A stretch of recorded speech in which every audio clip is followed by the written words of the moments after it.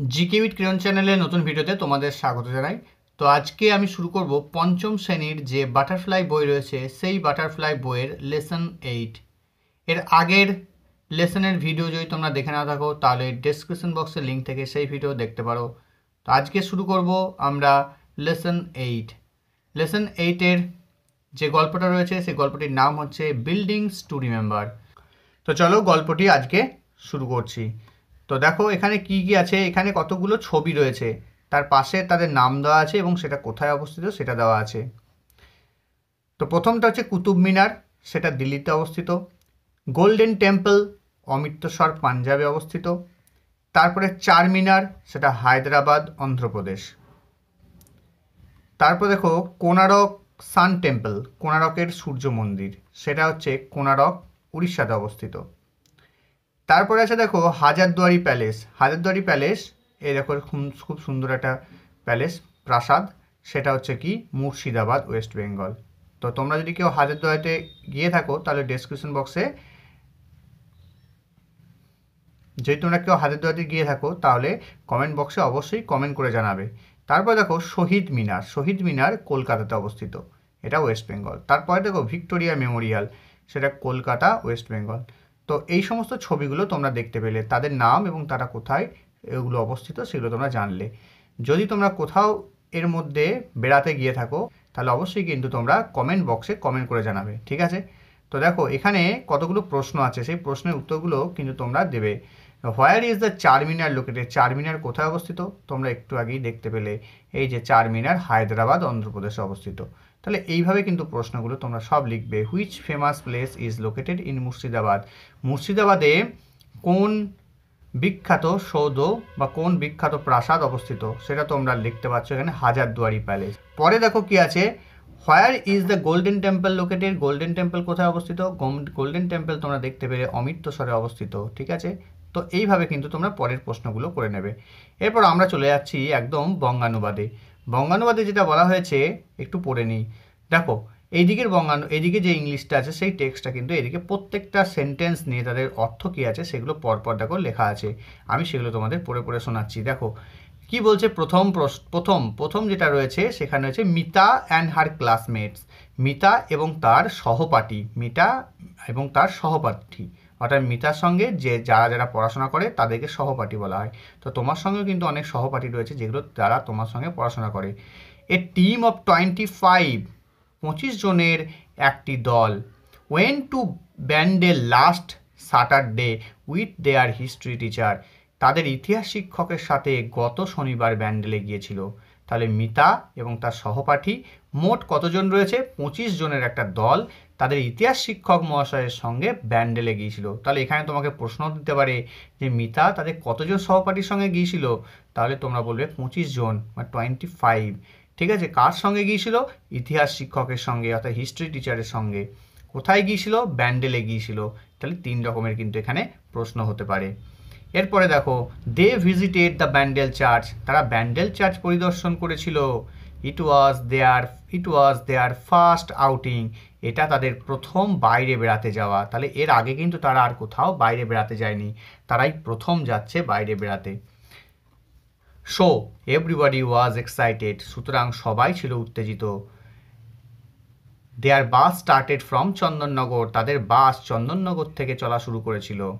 On their way the teacher asked them whether anyone had visited the Bandel church before, ওই যাত্রাপথে শিক্ষক মহাশয় তাদের জিজ্ঞাসা করছিলেন যে এর আগে কেউ ব্যান্ডেল চার্চ দেখেছে কি না। তো most of them had not, তাদের বেশিরভাগই আগে দেখেনি। সো দে রিমেইন্ডেড সাইলেন্ট, তাই তারা চুপ করে রইল। মিতা ওয়াজ অ্যান এক্সেপশন দো, মিতা যদিও ব্যতিক্রম ছিল। She said with enthusiasm yes madam, সে উৎসাহ নিয়ে বলল হ্যাঁ madam. I have visited the place before, আমি আগে জায়গাটি পরিদর্শন করেছি। ও রিয়েলি দ্যাটস গ্রেট, ও সত্যিই দুর্দান্ত। রিয়েলি দ্যাটস গ্রেট মানে সত্যিই দুর্দান্ত। Tell us what this place is like Mita, আমাদের এই জায়গাটি কেমন তা বলো তো মিতা। সেইড দ্য টিচার, শিক্ষক মহাশয় বললেন। Everybody was looking at Mita with কিন ইন্টারেস্ট, প্রত্যেকে গভীর আগ্রহ নিয়ে মিতার দিকে তাকাচ্ছিল। মিতা শুরু করলো, my uncle who lives there took me to the church. আমার কাকা যিনি সেখানে থাকেন তিনি আমাকে চার্চে নিয়ে যান। তাহলে মিতার কাকা কিন্তু মিতাকে একবার চার্চে বেড়াতে নিয়ে গিয়েছিল, কারণ মিতার কাকা সেইখানেই থাকে। What did you see there asked Amina. Amina জিজ্ঞাসা করলো, তুমি সেখানে কি দেখেছ? ওয়ান অফ মিতাস ফ্রেন্ড, সে হচ্ছে মিতার একটা বন্ধু। Mita was about to speak when the teacher stopped her. Mita কথা বলতে যাচ্ছিল, তখনই শিক্ষক তাকে থামিয়ে দিল। কারণ কি? কারণ হচ্ছে C said, if Mita tells us right now about everything she had seen we will get familiar with all this details. তিনি বলছিলেন, মিতা যদি আমাদের এখনই সব কিছু বলে দেয় তবে আমরা তার সমস্ত বিবরণের সাথে পরিচিত হব। তাহলে let the church remain A surprise to us, তাই চার্চটি আমাদের কাছে আশ্চর্যরূপেই থাকুক। ঠিক আছে, তো এটা কিন্তু কে বলছে? এটা শিক্ষক মহাশয় বললেন যে যদি আমাদেরকে বলেই দেয় তাহলে তো এটা আমাদের সারপ্রাইজ আর কিছু থাকছে না, তাহলে আশ্চর্যটা আমাদের কাছে থাকুক। ঠিক আছে, তারপর দেখো Sunita one of the students asked the teacher there was so many places we could have visited. শিক্ষার্থীদের মধ্যে সুনিতা একজন শিক্ষককে প্রশ্ন জিজ্ঞাসা করলেন, আমরা অনেক অন্য জায়গায় ঘুরে আসতে পারতাম, তাহলে আমরা কেন ব্যান্ডেল চার্চকে বেছে নিয়েছি madam? Why have we chosen Bandel church then madam, তাহলে আমরা ব্যান্ডেল চার্চকে কেন বেছে নিয়েছি? The teacher smiled, a very good question Sunita. শিক্ষক হাসলেন, খুব ভালো প্রশ্ন সুনিতা, তুমি খুব ভালো প্রশ্ন করেছো। তাহলে সুনিতা কিন্তু প্রশ্ন করছে যে আমরা ব্যান্ডেল চার্চকেই কেন বেছে নিচ্ছি? আমরা তো অন্য জায়গাতেও ঘুরতে যেতে পারতাম, কারণ অনেক তো জায়গা রয়েছে, ব্যান্ডেল চার্চকেই আমরা কেন বেছে নিলাম? তখন শিক্ষক মশাই বললেন, তুমি খুব ভালো প্রশ্ন করেছো। সি কন্টিনিউড, তিনি অবিরত বলছিলেন, sometimes we visit a place for fun and enjoyment, মাঝে মাঝে আমরা মজা এবং আনন্দ উপভোগ করার জন্য কোনো জায়গা ভ্রমণ করে থাকি। At times, our visit help us to gather valuable information about the history and culture of a place. মাঝে মাঝে আমাদের দর্শন কোনো স্থানের ইতিহাস এবং সংস্কৃতি সম্পর্কে মূল্যবান তথ্য সংগ্রহ করতে আমাদের সাহায্য করে। ঠিক আছে, তাহলে এই যে বিভিন্ন হিস্টোরিক্যাল প্লেস রয়েছে বা কালচারাল কোনো সাইট রয়েছে, সেইগুলো যদি আমরা মাঝে মাঝে ভ্রমণ করি তাহলে সেখান থেকে আমরা ইতিহাসের এবং সংস্কৃতি সম্পর্কে মূল্যবান তথ্য পাবো। যদি আমরা হাজারদুয়ারি বেড়াতে যাই তাহলে হাজারদুয়ারি থেকে আমরা কিন্তু সেখানকার ইতিহাস সম্বন্ধে জানতে পারবো, তখনকার মানুষের সংস্কৃতি কী ছিল সেটা সম্বন্ধেও আমরা জানতে পারবো। শিক্ষক মহাশয় কিন্তু সেটাই বোঝাতে চেষ্টা করছেন তার ছাত্রছাত্রীদের। সুনিতা ওয়াজ কিউরিয়াস, সুনিতা কৌতূহলী ছিল। Is Bandel church is a historical place madam, Bandel church কি সত্যি ঐতিহাসিক স্থান madam? Yes my child, this is one of the oldest church in West Bengal, said the teacher. হ্যাঁ আমার বাচ্চা, এটি পশ্চিমবঙ্গের অন্যতম প্রাচীন গির্জা, শিক্ষকটি বললেন। Mita said, madam my uncle told me that it can be seen as a Memorial of the Portuguese settlement in Bengal. Mita বলছিল, ম্যাডাম আমার কাকা আমাকে বলেছিলেন যে এটি বাংলার পর্তুগিজ জনবসতির স্মৃতিসৌধ হিসাবে দেখা যেতে পারে। ঠিক আছে, কারণ এটা পর্তুগিজরা এখানে স্মৃতিসৌধ হিসাবে গড়ে গেছেন ব্যান্ডেল চার্চটি। তাহলে এই দেখো ব্যান্ডেল চার্চের ছবি, তোমরা যদি গিয়ে থাকো তাহলে কিন্তু কমেন্ট বক্সে কমেন্ট করে জানাবে। ঠিক আছে, তো দেখো আমিনা লুকড কনফিউজড, আমিনাকে বিভ্রান্ত লাগছিল। I don't think I quite understand what Mita said, আমি মনে করি না মিতা যা বলছিল তা আমি যথেষ্ট বুঝতে পেরেছি, অর্থাৎ মিতা কি বলছে সেটা আমি কিন্তু অতটা বুঝতে পারলাম না। The teacher patiently explained to the girls, শিক্ষক ধৈর্য সহকারে মেয়েটিকে বুঝিয়ে দিলেন। Okay let's me take it clear, চলো আমি এটা পরিষ্কার করে তোমাদের বলি। Around 1571 the Portuguese began to use Bandel as a port, বলছে 1571 সালের দিকে পর্তুগিজরা ব্যান্ডেলকে একটি বন্দর হিসাবে ব্যবহার করতে শুরু করে। তো বন্দর কেন না, এখানে জাহাজ এসে দাঁড়াতো, জাহাজ থেকে মালপত্র ওঠানামার কাজে কিন্তু এই ব্যান্ডেল জায়গাটাকে তারা ব্যবহার করতো। কারা ব্যবহার করতো? পর্তুগিজরা। পর্তুগিজ হচ্ছে বাইরের একটা জাতি যারা ভারতবর্ষে এসেছিল এবং ভারতবর্ষে কিছুদিন আধিপত্য বিস্তার করেছিল। তো তাদের মধ্যে পর্তুগিজ একটা অন্যতম জাতি। ঠিক আছে, the Mughal emperor Akbar gave them permission to build a town in Hooghly. Mughal সম্রাট আকবর তাদের হুগলিতে একটি শহর তৈরি করার অনুমতি দিয়েছিলেন। তাহলে মুঘল সম্রাট আকবর কী করলেন, তো এই পর্তুগিজদের হুগলিতে একটা শহর তৈরি করার অনুমতি দিলেন। In 1579 the Portuguese built A port on the banks of the Hooghly. তারপরে 1579 খ্রিস্টাব্দে পর্তুগিজরা হুগলির তীরে একটি বসর নির্মাণ করেন বা বন্দর নির্মাণ করেন। They called over Augustinian monks from Goa to build a church at Bandel in 1599।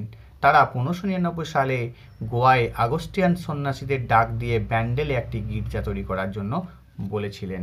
তো এখানে কি জানা যাচ্ছে যে আগস্টিয়ান যারা মঙ্ক ছিল, অর্থাৎ আগস্টিয়ান যে সন্ন্যাসী ছিল, তাদের সেখানে এনে তারা কি করলো, একটা সেখানে গির্জা তৈরি করলো। গির্জা মানে হচ্ছে খ্রিস্টানদের উপাসনালয়, ঠিক আছে। তো খ্রিস্টানরা যেখানে উপাসনা করে সেটাই হচ্ছে গির্জা। আমাদের যেমন মন্দির, আমরা সেখানে উপাসনা করতে যাই, ঠাকুর দেবতাকে প্রণাম করতে যাই, ঠাকুর দেবতাকে উপাসনা করতে যাই, ঠিক সেই রকমভাবে গির্জা হচ্ছে খ্রিস্টানদের উপাসনালয়, ঠিক আছে। তো সেইটা কিন্তু তারা নির্মাণ করলো 1599 সালে।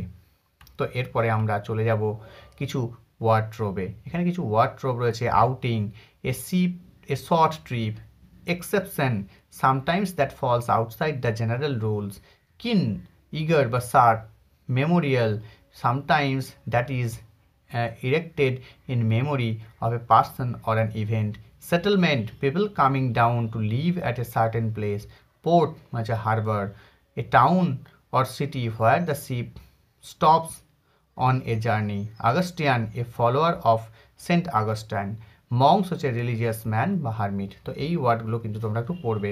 এর সঙ্গেও কিছু ওয়ার্ড রয়েছে, সেই ওয়ার্ডগুলো কিন্তু তোমাদের এইগুলো থেকেই কিন্তু তোমাদের বেছে বেছে করে নিতে হবে, ঠিক আছে।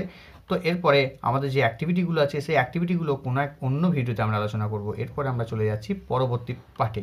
তোমরা তোমাদের বইয়ের 89 পেজ খুলবে। 89 পেজের যেটা রয়েছে সেটা কিন্তু আমরা একটু দেখে নিচ্ছি, ঠিক আছে। তো চলো এটা পড়ে নিচ্ছি। দেখো, eventually they reach their destination, শেষ পর্যন্ত তারা তাদের গন্তব্যে পৌঁছে গেল। The bus stopped in front of the church, বাসটি গির্জার সামনে থেমে গেল। Everybody was elated and started talking at all at once. Everybody was elated and started talking all at once. প্রত্যেকে আনন্দিত হয়ে একসাথে সমস্ত কথা বলতে শুরু করলো। Amina said, is this the same building that was built in 1599 madam? Amina জিজ্ঞেস করলো, ম্যাডাম এটি কি সেই বিল্ডিং যেটি 1599 সালে নির্মিত হয়েছিল? Not at all, Amina. This church was destroyed during the Mughal siege of Hooghly, the teacher said as they walked inside through the gate. What happened then? asked Sunita. তাহলে একেবারেই নয় আমিনা, মুঘল অবরোধের সময় হুগলির এই চার্চটি ধ্বংস করা হয়েছিল। শিক্ষক গেট দিয়ে ভেতরে প্রবেশ করার সময় বললেন যে এই যে চার্চ সেটা কিন্তু সেই যেটা 1599 সালে স্থাপিত হয়েছিল সেটা কিন্তু ওই মুঘল অবরোধের সময় ধ্বংস হয়ে গিয়েছিল। তো হোয়াট হ্যাপেন দেন আক্স সুনিতা, সুনিতা তখন জিজ্ঞেস করলো তারপরে কি হলো? The priest Father John the Kurj along with few thousand Christians was taken to Agra fort before the Mughal Emperor Shahjahan. তাহলে শাহজাহান কি করলেন? সেই যে পুরোহিত ফাদার জন দ্য ক্রুজ, অর্থাৎ ওই খ্রিস্টানদের উপাসনালয়ে চার্চের মধ্যে যিনি পুরোহিত ছিলেন অর্থাৎ ফাদার জন দ্য ক্রুজ, এবং তার সঙ্গে অনেক খ্রিস্টানকে মুঘল সম্রাট শাহজাহান কি করলেন? আগ্রা দুর্গে নিয়ে গিয়েছিলেন, কারণ সেখান থেকে তাদেরকে ওখানে ধরে নিয়ে গিয়েছিলেন। তারপরে কী হচ্ছে? In his order was two punish the prisoners, তার আদেশ ছিল বন্দীদের শাস্তি দেওয়া, অর্থাৎ যাদেরকে বন্দি করে নিয়ে গেল তাদেরকে শাস্তি দেওয়াই ছিল তার আদেশ। So they were made to stand before ferocious animal, সুতরাং তাদের হিংস্র হাতির সামনে দাঁড় করানো হয়েছিল, তাদের হিংস্র হাতির সামনে তাদেরকে দাঁড় করে দিয়েছিল। তাহলে দেখো মুঘল সম্রাট কী করেছিলেন? মুঘল সম্রাট কিন্তু তাদেরকে শাস্তি দেওয়ার জন্য হাতির সামনে দাঁড় করিয়ে দিয়েছিল ওই যে ফাদার জন দ্য কুর্জ, অর্থাৎ যিনি পুরোহিত, এবং তার সঙ্গে কিছু খ্রিস্টানদেরকে সেখানে নিয়ে যাওয়া হয়েছিল। But surprisingly one elephant carried father John de Cruz right up to the emperor and kneeled before him as if asking for mercy. তাকে আশ্চর্যভাবে একটি হাতি ফাদার জন দ্য কুর্জকে ঠিক সম্রাটের কাছে নিয়ে গেল এবং তার সামনে নতজানু হলো, হ্যাঁ, যেন তাকে দয়া প্রার্থনা করছিল। তাহলে সে হাতিটা কিন্তু কী করলো, ফাদার জন দ্য কুর্চের জন্য কী করলো, ক্ষমা প্রার্থনা করছিল। This peculiar incident Impress Shahjahan, এই সমস্ত অদ্ভুত ঘটনা শাহজাহানকে কিন্তু মুগ্ধ করেছিল। তাহলে জন দ্য কুর্চকে যাতে ক্ষমা করে দেয় তার জন্য কিন্তু হাতিটাও প্রার্থনা করেছে। এই ঘটনা কিন্তু শাহজাহানকে ইমপ্রেস করেছিল, অর্থাৎ মুগ্ধ করলো। He set the prisoners free and sent them back to Bandel. তিনি বশীদের মুক্ত করেন এবং তাদের ব্যান্ডেলে ফেরত পাঠান, অর্থাৎ যারা বন্দী ছিল তাদেরকে কী করলেন, মুক্ত করে দিলেন এবং তাদেরকে ব্যান্ডেলে ফেরত পাঠিয়ে দিলেন। Shahjahan granted money to reconstruct the church and also donated 777 bighas of land to the church in year 1633। Shahjahan গির্জার পুনর্গঠনের জন্য অর্থ প্রদান করছিলেন এবং 1633 সালে চার্চকে 777 বিঘা জমি দান করলেন। তাহলে শাহজাহান এই ঘটনাতে ইমপ্রেস হয়ে কী করলেন না, এই চার্চকে আবার পুনরায় তিনি তৈরি করলেন, সেটা 1633 সালে, এবং 777 বিঘা জমি তিনি দান করলেন। সিন্স দেন, তারপর থেকে, it has been modified and reconstructed the different times, the teacher explain to the eager student.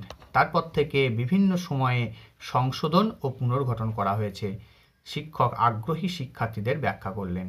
তো এইভাবে যা তার ছাত্রছাত্রীদেরকে শিক্ষক মশাই বললেন। At last all of them entered the church, অবশেষে তারা সকলেই গির্জায় প্রবেশ করলো। দে স দ্য প্রেয়ার হল, তারা প্রার্থনার ঘরটা দেখলো। দ্য মাস্ট দ্য সিমেন্ট্রি, কবরস্থান দেখলো।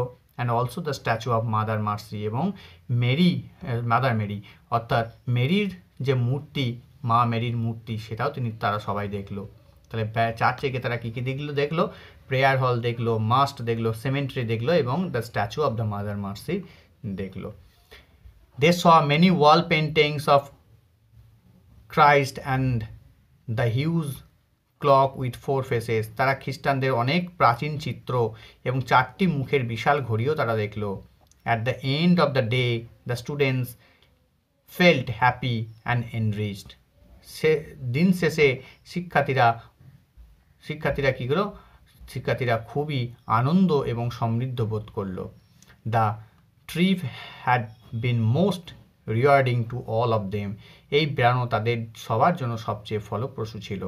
ঠিক আছে, তো এইভাবে কিন্তু তোমাদের এই ব্যান্ডেল চার্চ গল্পটা পড়তে হবে, বিল্ডিংস রিমেম্বার। ঠিক আছে, এই গল্পটা কিন্তু তোমাদের ভালো করে পড়তে হবে। এখানে কিছু ওয়ার্ড নোটস রয়েছে, ওয়ার্ড নোটসগুলো দেখো, elated, overjoyed, seize, ferocious, modified, must and cemetery. তো এগুলোর যে ওয়ার্ড নোটগুলো রয়েছে সেগুলো কিন্তু তোমরা পড়বে। এছাড়াও আমি কিছু ওয়ার্ড তোমাদের এই ভিডিও শেষে দিয়ে দিচ্ছি, সেইগুলো কিন্তু তোমরা বাংলাগুলো পড়ে নেবে। ঠিক আছে, তো চলো আজকে এখানেই ভিডিও শেষ করছি। Tata, good bye.